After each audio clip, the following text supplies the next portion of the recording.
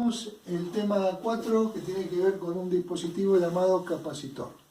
El capacitor, en principio, son dos conductores separados por un dieléctrico, por un aislante, en el cual en uno de los conductores yo deposito una carga Q de signo positivo y en el otro deposito la misma magnitud Q pero de signo negativo.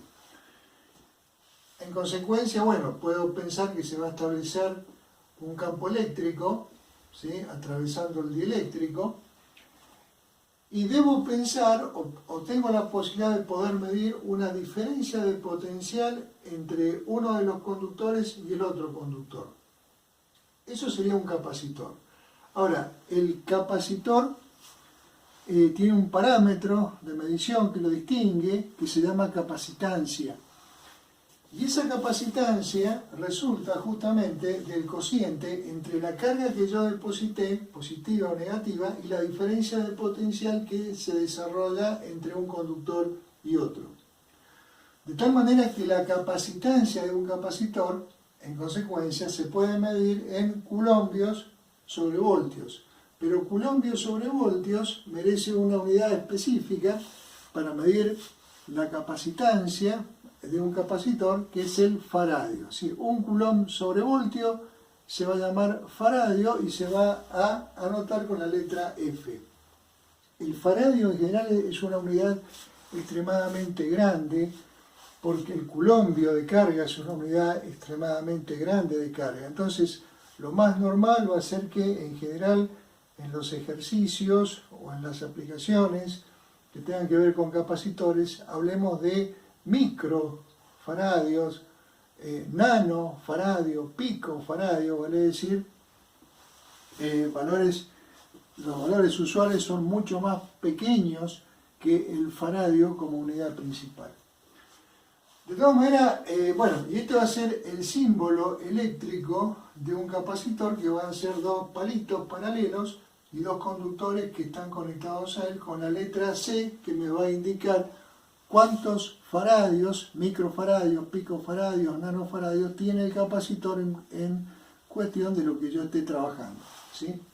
Ahora, es un dispositivo interesante porque, de nuevo, si yo tengo, por ejemplo, estos dos conductores y mantengo su forma, mantengo su posición, mantengo el dieléctrico que tengo en el medio, entonces, bueno, yo debo pensar que si yo lo cargo, le meto carga de un coulomb y rescato una diferencia de potencial que podré medir de 1 voltio, entonces yo digo un coulombio sobre 1 voltio es un capacitor de 1 faradio.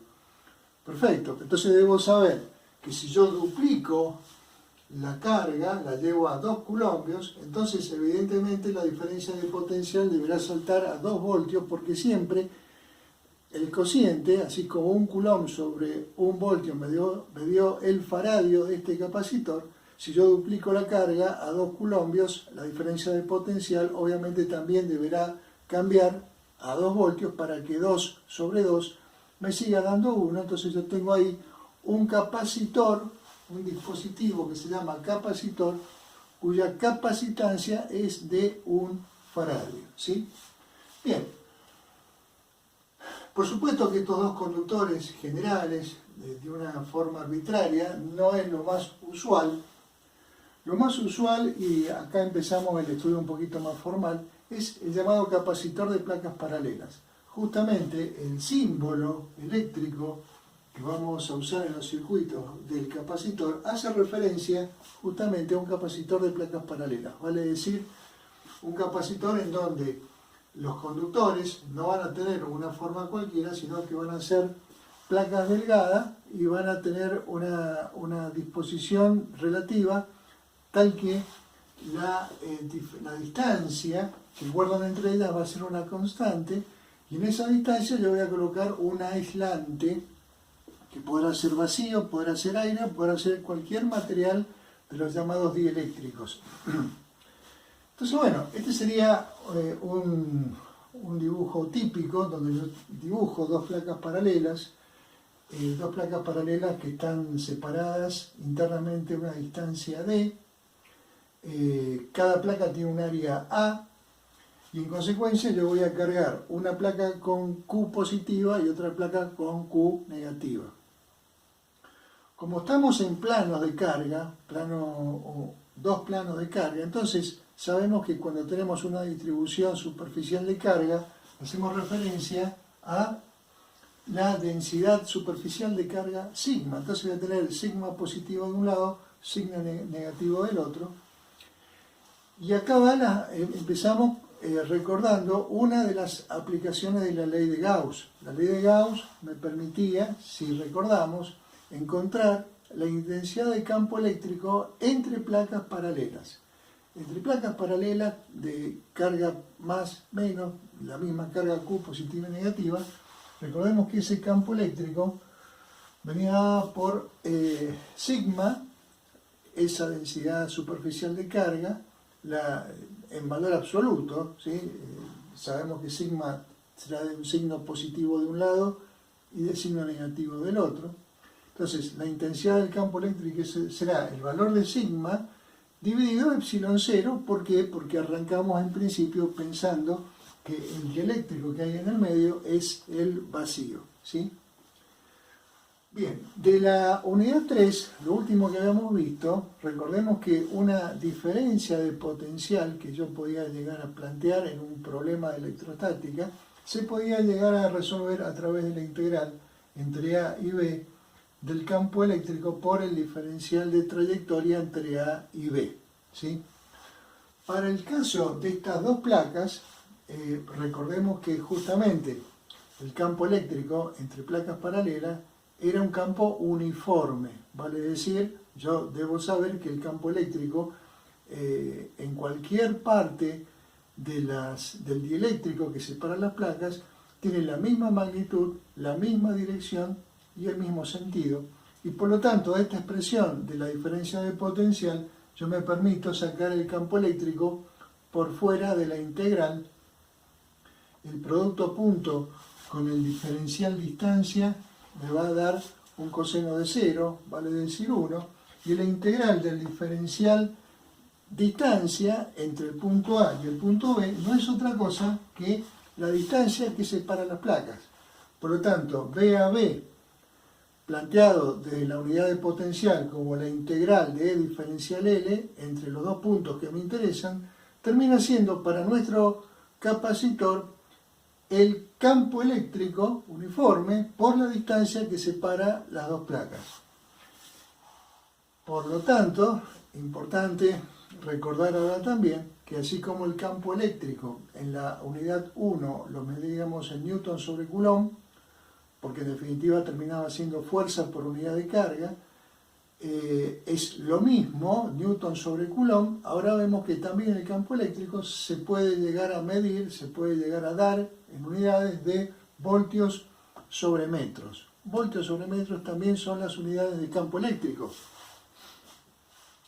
Bien, ¿qué vamos a hacer? Vamos a reemplazar esta expresión de campo eléctrico, que tiene que ver específicamente con dos placas paralelas cargadas, en la expresión del campo eléctrico que ya teníamos desde la ley de Gauss, y de esta expresión me queda que el campo, que es la diferencia de potencial sobre la distancia, ¿sí? Recordemos que la diferencia de potencial es entre esta placa, del llamado punto A, y punto B. La misma diferencia de potencial que yo puedo medir en dos conductores que yo eventualmente conecte a las placas del capacitor, como típicamente es el símbolo eléctrico que se usa, vale decir, este podría ser el punto A y este podría ser el punto B, y como todo esto es un solo conductor, entonces el potencial que tengo acá es el mismo potencial que puedo leer acá, y el potencial que puedo leer acá en B es el mismo potencial que tengo acá. Entonces, la diferencia de potencial, de nuevo, B a B, es la diferencia de potencial que tengo entre las placas paralelas. Entonces, el campo, que es esa diferencia de potencial dividido la distancia entre placas, termina siendo la densidad superficial de carga, vale decir Q sobre área, siendo el área de cualquiera de las dos placas, por epsilon 0. Bien, y acá es donde nosotros recordamos que la definición de capacitancia es la carga que el capacitor acumula sobre la diferencia de potencial que desarrolla entre sus placas. Bien, entonces, si yo hago el cociente entre Q y BAB, lo que me queda del otro lado es epsilon 0 por el área sobre la distancia.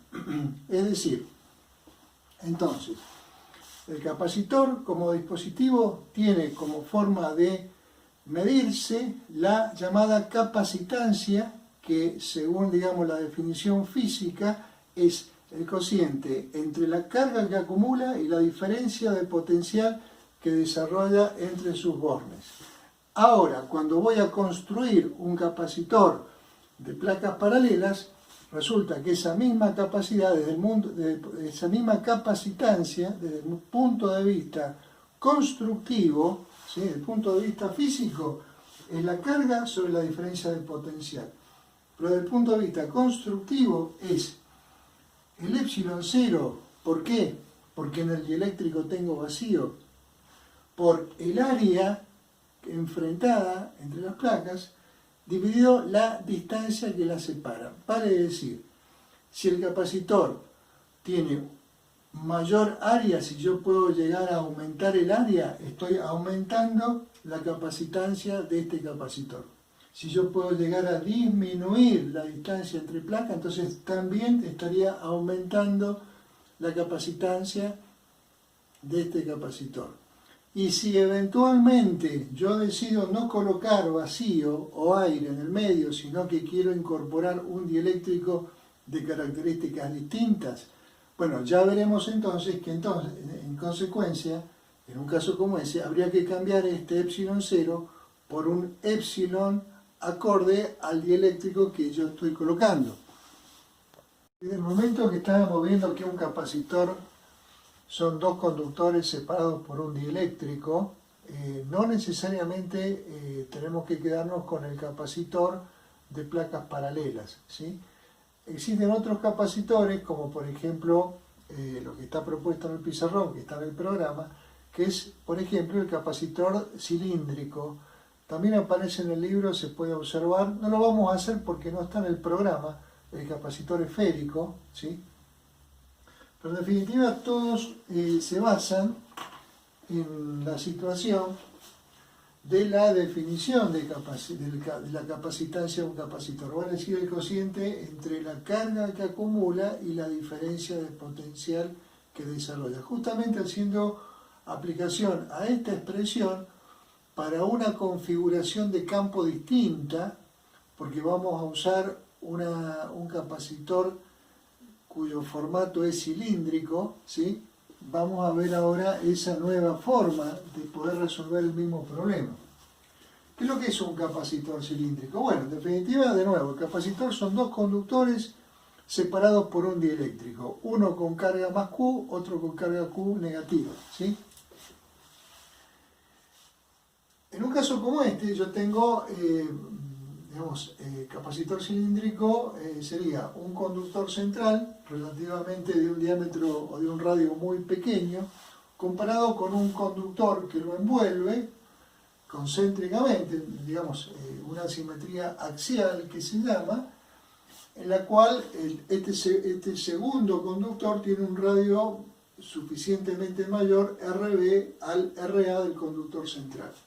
Bien, son dos conductores, en el medio tengo un dieléctrico, que en principio podría ser vacío o aire, o podría ser otro elemento aislante. Este cilindro tiene una longitud L, estos dos cilindros concéntricos tienen una longitud L, y entonces yo voy a pensar que el conductor central, por ejemplo, tiene una carga positiva, y como sus dimensiones hacen que su longitud sea relativamente grande, lo voy a pensar en función de lambda, vale decir la distribución lineal de carga, la densidad lineal de carga, ¿sí? Entonces, si yo tengo una carga distribuida en forma lineal con una densidad lambda, bueno, la misma carga la voy a tener distribuida en el cilindro mayor que lo envuelve, ¿sí? Para justamente cumplir con la condición del capacitor que debo tener una carga de un signo en uno de los conductores y la misma carga de signo contrario en el otro conductor. Bien, la capacitancia, la carga sobre la diferencia de potencial. ¿Cómo podría llegar a evaluar teóricamente la diferencia de potencial que hay entre el conductor central? Yo podría acá soldar un cablecito y decir, bueno, acá tengo un punto A, y el conductor periférico puedo soldar acá un cablecito y decir, acá tengo un punto B. Entonces, ¿cuál es la diferencia de potencial BAB entre el conductor central y el conductor que lo envuelve? Aplico lo que ya veíamos recién en la pizarra anterior y que provenía de la unidad 3 de potencial. La integral entre A y B de E punto diferencial de L. Pero acá, a diferencia del caso de placas paralelas, ¿qué tengo que hacer acá? Tengo que hacer uso del conocimiento del campo eléctrico que rodea un conductor o una línea de carga, según habíamos visto con la ley de Gauss, ¿sí?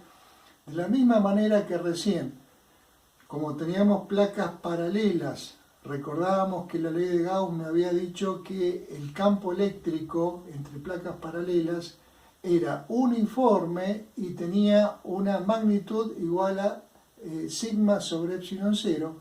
De igual manera, ahora recuerdo que la misma ley de Gauss, cuando yo tenía una distribución lineal de carga y en consecuencia trabajaba con lambda, en la vecindad de esa línea de carga, yo tenía un campo eléctrico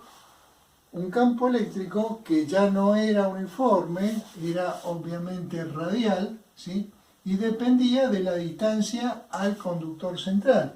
Recordemos entonces, yo tenía lambda y tenía un campo eléctrico en un punto que lo podíamos encontrar como lambda sobre 2pi epsilon 0 r. Y ese es el campo eléctrico que voy a colocar en la integral que me permitiría calcular una diferencia de potencial de manera radial con el conductor que tiene dicha carga, ¿sí?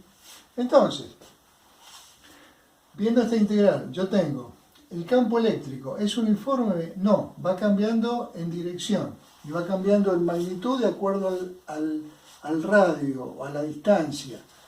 Bien, ahora bien, si yo quiero integrar entre el punto A y el punto B, entonces estoy haciendo referencia, dado que el campo eléctrico depende de la distancia radial, entonces en vez de A voy a poner desde un radio RA, que es el radio del conductor central, hasta un radio RB, que es el radio del conductor periférico, en donde yo tengo el punto B de contacto donde debo medir la diferencia de potencial. Entonces, de nuevo, cambio el campo eléctrico por la expresión que me dio la ley de Gauss, ¿sí?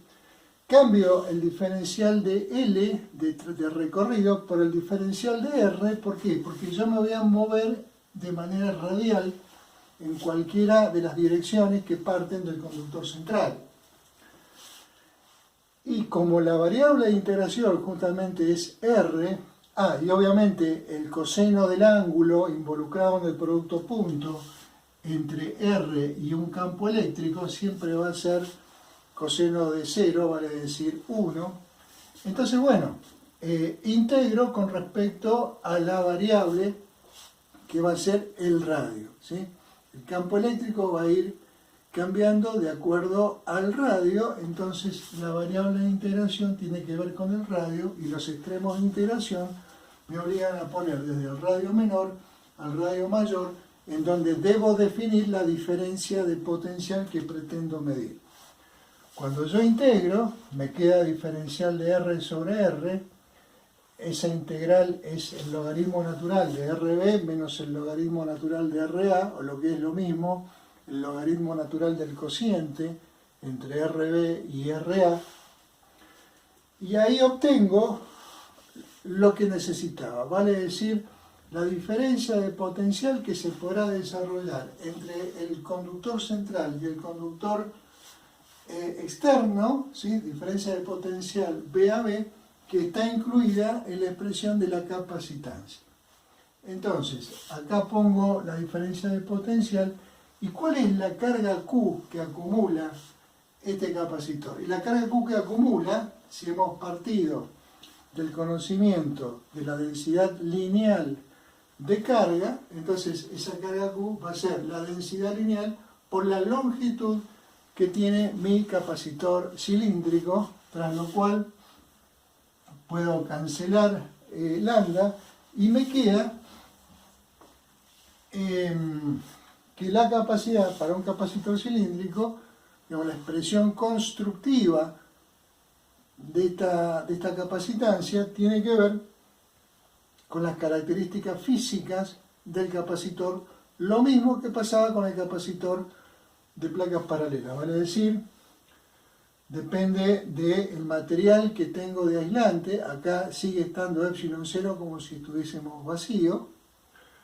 depende de la longitud de los cilindros y depende de los radios relativos entre el conductor periférico y el conductor central. Vamos a ver ahora en una parte del capítulo que tiene que ver con interconexión de capacitores. ¿Sí? ¿Qué pasa cuando tengo en lo que va a ser un circuito eléctrico más de un capacitor? ¿Cómo los puedo conectar y cómo debo considerar esa conexión para poder evaluar el comportamiento general dentro de un circuito? Entonces empezamos a ver qué pasa cuando dos o más capacitores los conectamos en serie, ¿sí? ¿Qué quiere decir una conexión en serie? Ya tenemos dos capacitores que están conectados en serie, vale decir uno a continuación de otro. Esto va a implicar, cuando tengamos circuitos eléctricos con lo que se llama corriente eléctrica, un fluido eléctrico, que en definitiva el proceso de carga que sufre un capacitor va a ser el mismo que sufre el otro capacitor, porque ambos están conectados sobre el mismo canal de comunicación, ¿sí? el mismo cable que le va a aportar las cargas. En este circuito, en donde digamos, todas las líneas, esto es un capacitor de valor C1, este es un capacitor de valor C2, acá están soldados, están conectados en serie, uno a continuación de otro, el resto son conductores, son cables, y este es el símbolo que vamos a ver después en otra unidad, en la unidad que sigue, que es el símbolo que tiene que ver con una fuente de potencial, ¿sí? Lo que sería una pila, una batería, en donde el simbolito es un palito cortito, un palito más grande, en el palito cortito tengo un negativo, en el de arriba tengo un positivo. Esto es una letra epsilon, ¿sí? Típicamente para poder simbolizar lo que vamos a llamar luego FEM, fuerza electromotriz, más conocido como batería, pila o fuente de corriente continua, ¿sí? En definitiva, para nosotros, por ahora, en este capítulo, está presentado como para terminar de armar el circuito, pero esta pila lo que me va a proveer va a ser una diferencia de potencial en voltios, ¿sí? Una diferencia de potencial en voltios, vale decir, esta pila tiene una diferencia de potencial VAB, y ese VAB, como consecuencia que todo esto es un conductor, son todos conductores. Recordemos que en un conductor, al menos un conductor ideal, la diferencia de potencial dentro del conductor siempre se mantiene constante. Entonces quiere decir que si esta FEM, esta pila, me provee un potencial positivo acá, ese potencial positivo lo puedo tener, lo puedo propagar a lo largo de todo el conductor. Si acá tengo un potencial A, ese potencial A en voltios también está presente acá, porque todo esto es un conductor, y en un conductor la diferencia de potencial es cero. La diferencia de potencial es cero, vale decir el potencial es siempre el mismo.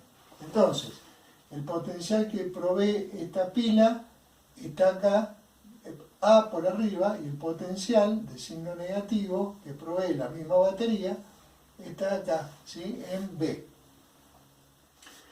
Entonces, siempre recordando que la capacitancia de cualquiera de los capacitores es el cociente entre la carga que acumula y la diferencia de potencial entre sus bornes. En consecuencia, de esta conexión en serie, yo tengo el borne A y el borne B, ¿sí? Este borne A conectado, este contacto A está conectado a la placa de arriba del capacitor de arriba, y este punto B está conectado a la placa de abajo del capacitor C2 de abajo. La diferencia de potencial que me está entregando esta fuente que está dada acá, B a B, la puedo observar como la suma de la diferencia de potencial que puedo llegar a leer en el capacitor de arriba, más la diferencia de potencial BCB que puedo llegar a leer en el capacitor de abajo, ¿sí? Entonces, la diferencia total la puedo partir como diferencias que se adicionan en cuanto a la BAC más BCB de cada uno de los capacitores. Ahora bien, en este proceso de carga que tiene esta fuente en estos dos capacitores, yo debo pensar que como consecuencia de esta diferencia de potencial, la fuente, por cada carga positiva que acumula en la placa de arriba del capacitor de arriba, provee una carga negativa en la placa de abajo del capacitor de abajo, ¿sí? Es decir, la fuente me permite cargar las placas de los capacitores con respecto a las cuales está conectado, ¿sí? Esta placa y esta placa. Las placas que están en la parte central, fíjense que están conectadas con el mismo conductor, ¿sí? Es decir, como están conectadas, son básicamente un solo conductor, deben guardar entre ellas un solo potencial, ¿sí? Que es el potencial que se puede leer en el punto C. Ahora bien, la fuente no tiene acceso a depositar cargas en esta plaquita del capacitor C1 ni en esta otra del capacitor C2. ¿Por qué? Porque el circuito está interrumpido. Está interrumpido por el dieléctrico que tengo acá y el dieléctrico que tengo acá. La fuente tiene acceso eléctrico, como decíamos, a colocar cargas negativas acá abajo y cargas positivas acá arriba. Pero las placas del medio no tienen un acceso eléctrico directo. Pero ¿qué va a ocurrir?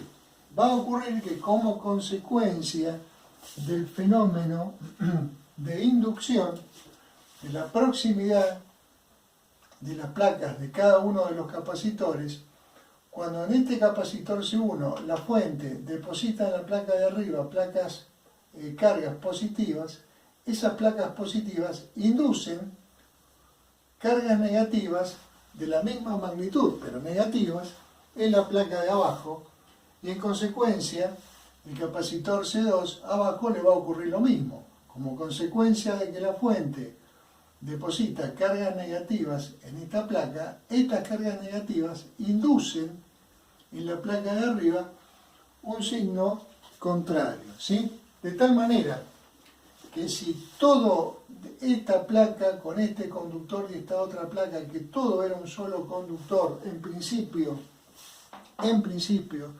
tenemos una carga neta igual a cero, esa carga neta igual a cero sigue siendo cero, porque si yo observo, ¿sí?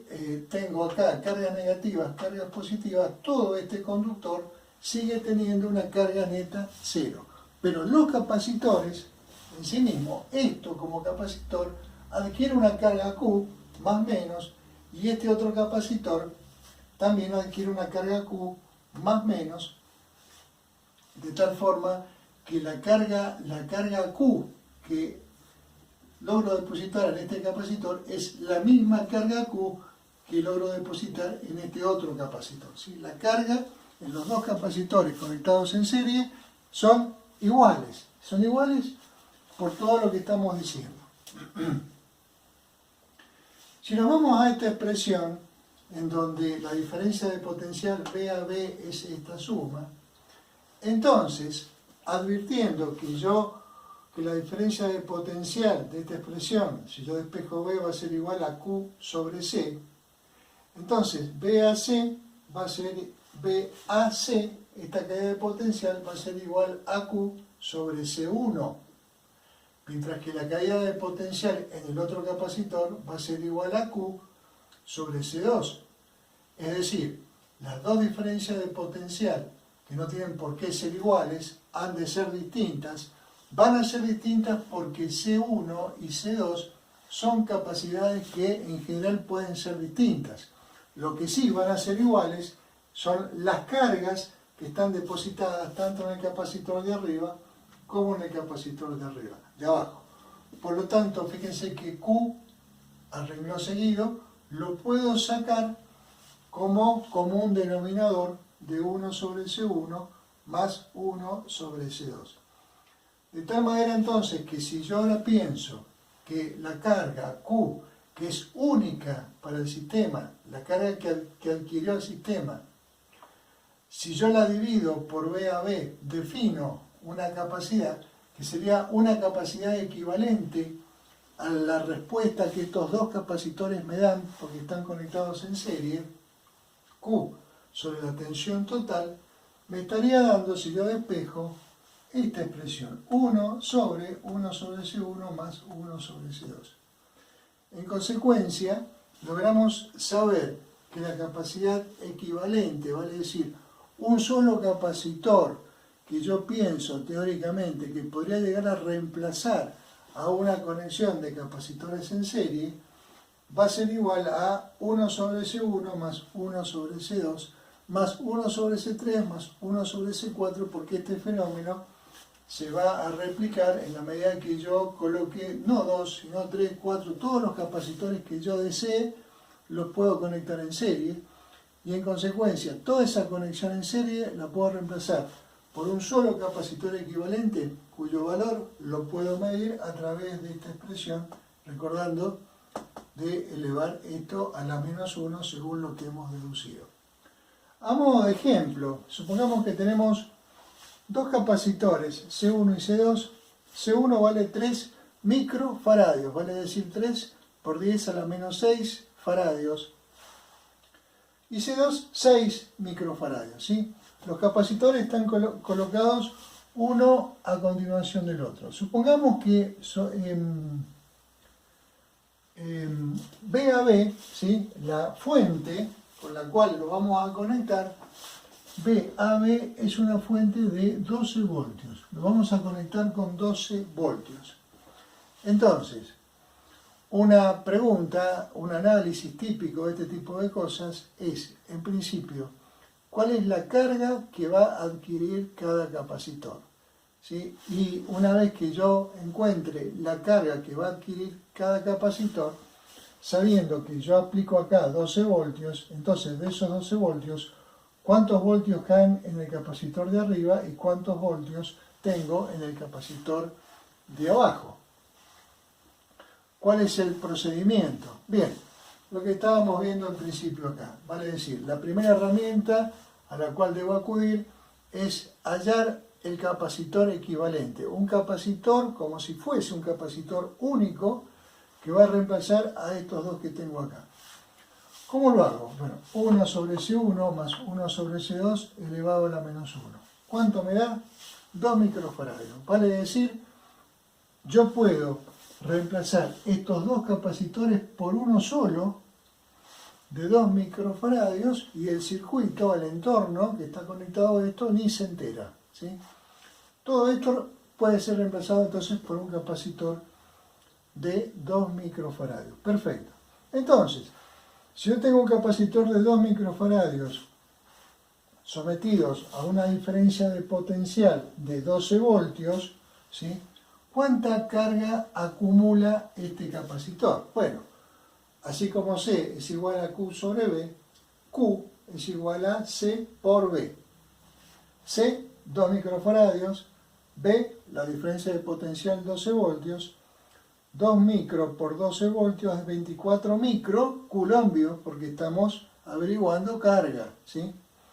Vale decir, mi capacitor único, este capacitor que reemplaza a los otros dos, sometido a 12 voltios, está adquiriendo una carga de 24 microcoulombios. 24 microcoulombios. Bien.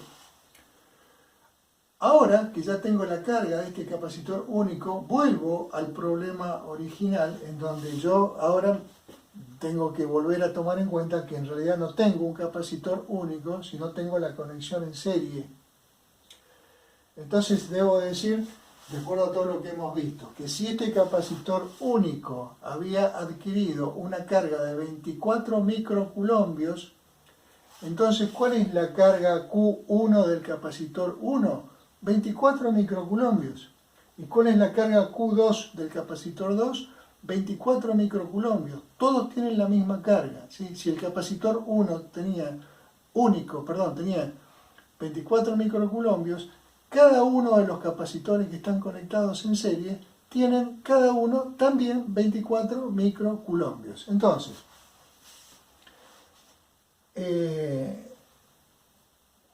si yo ahora pretendo discriminar la diferencia de potencial que esos 24 microcoulombios desarrollan en el capacitor de arriba y que los mismos 24 microcoulombios desarrollan en el capacitor de abajo, me voy otra vez a esta expresión.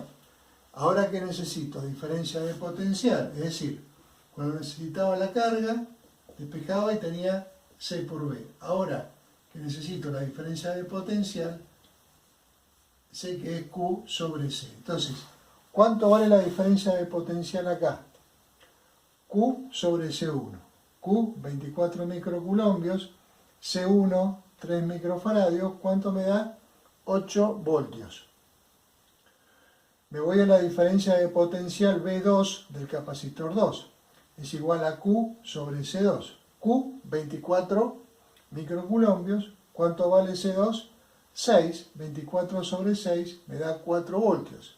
Perfecto, entonces, de nuevo, como la conexión es en serie, la carga de cada capacitor es la misma. ¿Cómo encuentro esa carga? Apelando al cálculo del capacitor equivalente. Una vez que tengo el capacitor equivalente, tengo la carga única del sistema. Con esa carga única, ahora, y con ayuda de C1 y C2, puedo calcular la diferencia de potencial que hay en cada uno de los capacitores, de tal manera que me debe coincidir. Si yo en principio había aplicado 12 voltios, lo que cae acá es 8 y lo que cae acá es 4, y 8 más 4 me dan 12, que es lo que me termina de cerrar el análisis del problema.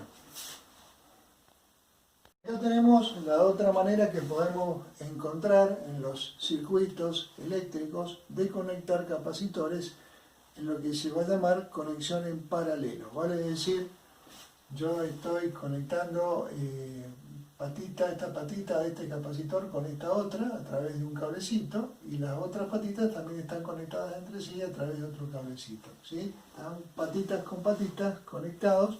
Estamos diciendo que la conexión es en paralelo. Ahora, de la misma manera en que, de una manera un poquito más formal, decíamos que los capacitores están conectados en serie porque la carga que carga un capacitor es la misma carga que carga al capacitor de abajo y así sucesivamente, de manera más apropiada vamos a decir que dos capacitores, o en general dos elementos del circuito, van a estar en paralelo, ¿sí? Porque están sometidos a la misma diferencia de potencial.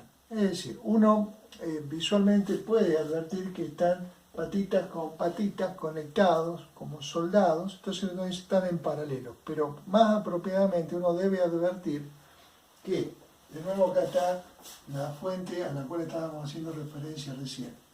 Si esta fuente entrega una diferencia de potencial más menos B a B, ¿sí? La diferencia de potencial entre el borde de arriba de la pila y el borde de abajo de la pila, esta diferencia de potencial de alguna manera se va a propagar, se va a mantener a lo largo de todo este cable que es un conductor, ¿sí? Todo este cable es un conductor. Por lo tanto, si acá tengo un potencial A con respecto a un potencial B de acá abajo, entonces ese potencial se va a mantener porque, de nuevo, a lo largo de todo este conductor tengo el mismo potencial A y a lo largo de todo este conductor yo tengo el potencial B. Entonces, la diferencia de potencial que me aporta esta fuente es la misma diferencia de potencial a la cual están sometidos este capacitor C1 y este capacitor C2. ¿Sí? Entonces, están en paralelo porque eléctricamente están conectados a la misma diferencia de potencial B a B. Siempre teniendo como referencia la definición de capacitancia de un capacitor, podemos ver en el circuito que en consecuencia esta fuente va a aportar una carga Q1, va a llenar este capacitor con una carga Q1 y va a llenar este capacitor con una carga Q2. ¿Sí? De tal manera que la carga total que ha drenado desde la fuente, la carga total Q, debería ser igual a la suma de la carga que cargó al capacitor 1 más la carga que cargó al capacitor 2. Esa es la carga total que cedió la fuente en el proceso de carga. Si nos remitimos a esta expresión de la capacitancia, entonces Q es igual a C por B. ¿Cuánto va a ser la carga del capacitor QC1? Y va a ser la capacidad C1 por la diferencia de potencial que lo alimenta, ¿sí?